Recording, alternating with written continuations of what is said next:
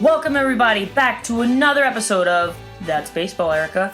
I am your host, Erika, where we talk about everything and anything New York Yankees.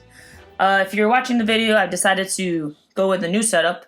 I'm taking over one of the corners in my bedroom, in my apartment, so hopefully you like the new setup. But nonetheless, the Yankees drop a 3-game series to the Toronto Blue Jays, that very young, very fun team to watch. They end up dropping 3 games, and, well, they dropped 2 out of 3 games. They dropped the series. They lost the first game in extra, they won the second game big, and then they lost in yesterday's game. A couple of concerns. So in game 1, they end up losing in extra innings, but the main story about that game is how shaky Masahiro Tanaka has been looking of late. He gave up 4 earned runs in that first game. He does not look like he's in control. He'll have glimpses of it, and then all of a sudden he gives up, big hits and the inevitable 1 home run that Tanaka always has to give up in a game. If he doesn't, it's like a miracle. But still, he just looks shaky, and it makes me very nervous about the playoff rotation. I know that I've been saying time and time again that you have to trust Masahiro Tanaka. He is our best playoff arm. However, he has just been looking very shaky, and I don't know if I have that confidence in him, and I don't think he has that confidence right now. But hopefully he turns it around. I mean, I think the past few starts have been pretty meh, and let's just see what happens. Ottavino also, he came in. So Tanaka gives up 4 earned runs, and then the Yankees end up having a lead. It was like 5-4. And then Ottavino comes in, and he just can't get it done. And people all over Twitter are complaining. Ottavino has been one of the most consistent arms in that bullpen, has done great all season. Aside from maybe Tommy Kahnle, you cannot complain about this guy. And everybody loses their mind, like on Twitter and, and on the radio and whatnot. It's okay. It's one game. He's had maybe 3-4 bad outings out of all the times that he comes out of the bullpen. And he's probably one of their most used bullpen arms. So he gives up 1 earned run. The Blue Jays tie the game. And then the Yankees loses in extra in the 12th inning. Lions gets the loss. So Tanaka doesn't get the loss. But, he has to be able to hold it down, especially against these teams. Even though they're good, they're young, they're good, they're feisty, they keep fighting. But that's what every team in the playoffs is going to be like, So you gotta figure it out, Tanaka. Figure it out. Game 2, again, James Paxton coming up big. He is now 9-0. 9-0 in his last 9 starts. That means he's won literally every start that he's pitched in the last 9 games. That is amazing. If this is what he could have done all season, this dude would be 30-0 right now. But obviously, that's not what happened. He found his groove. He looks great. He's mixing up his pitches, his fastball and his breaking ball. I mean, it's really fun to watch him pitch. He went 5 full innings, and the Yankee offense just picked him up. Brett Gardner has been hot. For everybody that talks smack about Brett Gardner, and when he goes into his slumps, and then all of a sudden it's like everybody's like, "Get him, go!" He's been proving you wrong. And yeah, it's you can't really say anything about it, but Gardner's going. The Gardy party is in full effect. Gleyber Torres also hit a home run, and Luke Voit hit an absolute bomb. By the way, Gleyber Torres, as a second baseman, second-year player, has 37 home runs. Again, second baseman, not known to have much power. Last second baseman to have a lot of power like that, maybe Robinson Cano. Second baseman, great fielding, 37 home runs, 22 years old. You do the math. And then Luke Voit looks like he's starting to heat up. Finally. He had an absolute bomb to the third deck in that second game, but that infield's going to be interesting to set up during the playoffs. I'll get into that in a second. And then the third game comes around. Chad Green is the opener. He goes 1 inning, gets the 2 strikes. That's what he got to do. And then the big story was that Jordan Montgomery and Dellin Betances were activated and were in the game. A few things that I noticed. Jordan Montgomery. I don't know, he just couldn't get his pitches down. I don't know if he was nervous or whatnot, but a lot of stuff was staying up in the strike zone, and that's why he was getting pounded with doubles. He got a home run hit off of him, and hopefully he just finds his groove, finds his command, because the pitches were there, but it was literally just everything was very high. He was throwing a lot of curveballs that just stood up, and I don't know. I mean, I don't think he's making that playoff roster, but it'd be fun to see him, get back into his groove. It's a great lefty to have in the bullpen. I mean, a lefty to have in just as your one of your pitchers, on your team. So he's just got to figure it out. It's the first game, not thinking too much about it, just kind of talking about what I saw. And then Dellin Betances looked like he's been on the team all season. He struck out 2 guys, and then he was pulled. And he looked good. It was fun to see him back. He's a key arm. I mean, your starter only has to go. You already have Chapman for the 9th. You have Ottavino for an inning. You have Britton for an inning. You have Canley for an inning. So that gets you to the 5th. Now imagine adding Dellin Betances in there. I mean, you could have a full-blown bullpen game with Sevy and Chad Green pitching as the starters or something. So, I mean, he looked great. Can't say anything bad about that. The one thing I'm a little bit annoyed with is the Yankees are fighting for home field advantage. And they not desperately, I mean, they can definitely win on the road, but it's a huge advantage with the home field, playing in the Bronx, having that crowd behind you. And they keep using, I get it, you're trying to save your arms. It's more important to be healthy than to have home field advantage. At the end of the day, that's what's more important, right? Because at the end of the day, you're still going to have a handful of the games at Yankee Stadium in the Bronx. But Aaron Boone keeps going to these September call-ups. Guerin, who does he keep going to?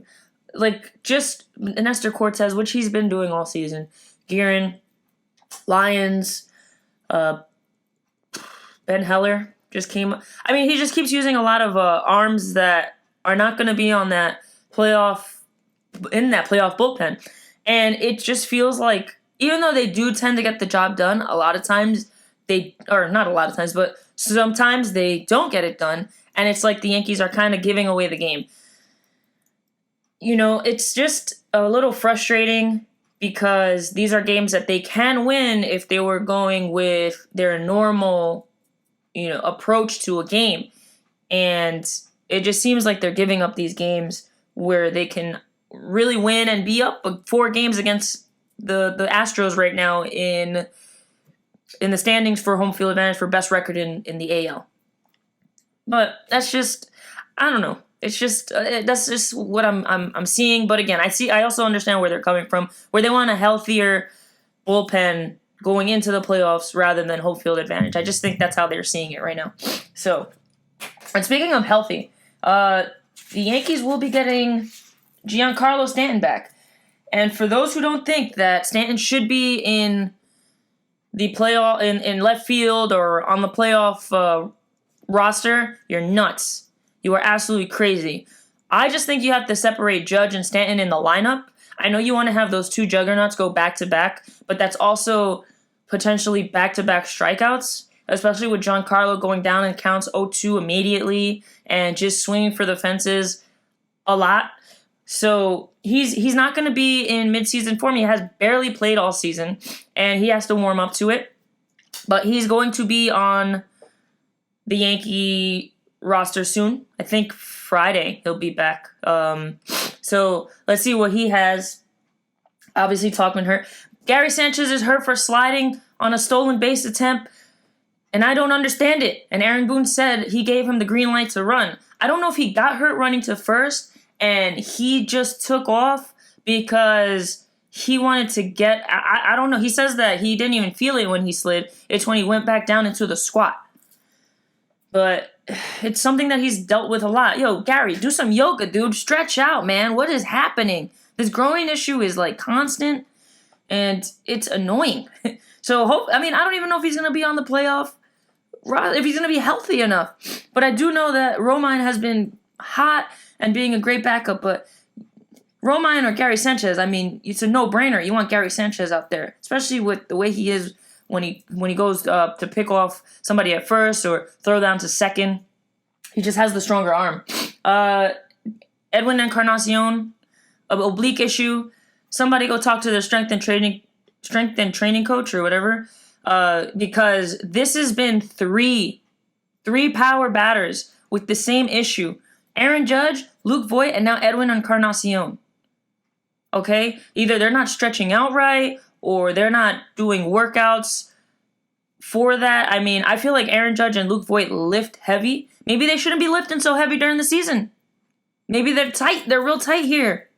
I don't know what's happening.